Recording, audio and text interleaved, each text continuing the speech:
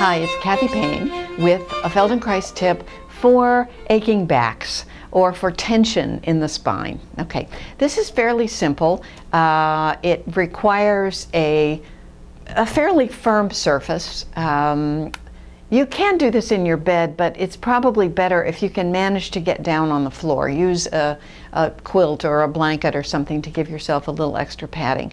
And if you have to do this in the bed, then do it in the bed. Okay, so lie down on your back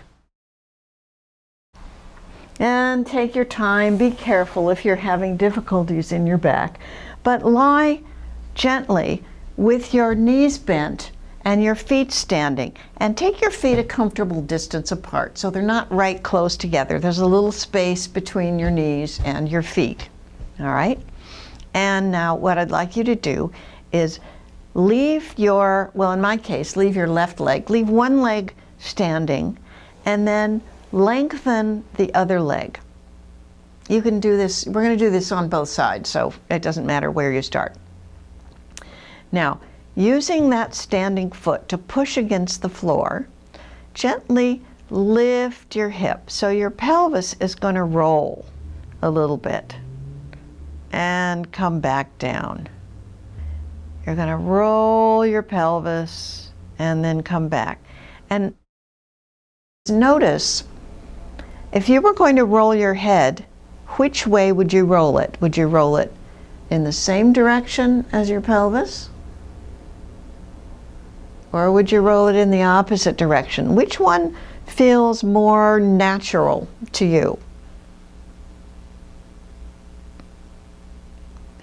So whichever way it is, it doesn't matter. Do that a couple of times. But the idea is to go very, very slowly. And notice, as you do the movement, can you let go of any other tension? In your jaw, perhaps, in your hands, your face, your belly, your feet, maybe. And then roll your head in the way that doesn't feel the most natural to you. Because whichever way it is, I mean, you can see what I'm doing, but maybe for you it's the opposite, which is absolutely fine.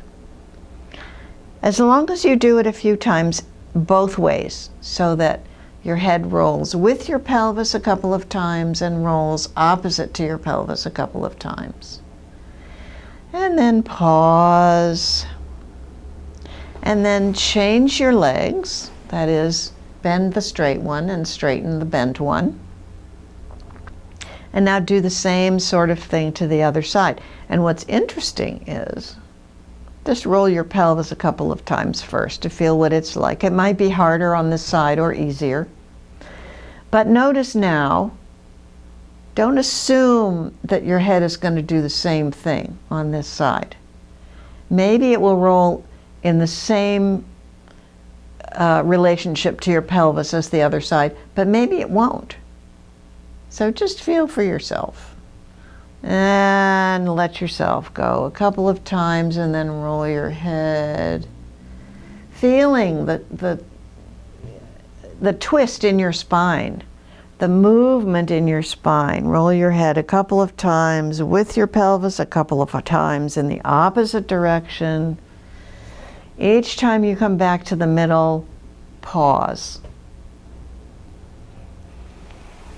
And then come back. Rest for a moment with your legs bent. And then maybe rest for a moment with your legs long. And see if your back hasn't eased out a little bit. If the tension or stress in your lower back in particular, maybe it's gone. Maybe something has changed in the whole tonus, muscle tone, the tonus of your muscles, that makes just being upright more comfortable.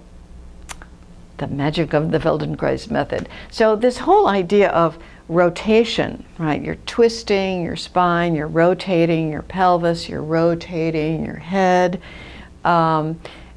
can act as sort of a recalibration of your flexors and your extensor muscles. If this made a difference for you, then you really could benefit from taking Feldenkrais classes. And if you're interested in finding a teacher, if you're in the Connecticut area, please contact me. I'd be happy to talk to you on the phone about my class schedule or seeing you on an individual basis. And if you're not in my area, then go to the Feldenkrais website. There is a list of practitioners worldwide, as well as in all of the US states. And you can find a practitioner, probably there's one near you somewhere. Okay, that's it for today. I hope your back feels better. Maybe you feel a little bit lighter, a little bit easier in an upright position. And I will see you again next time. Thank you.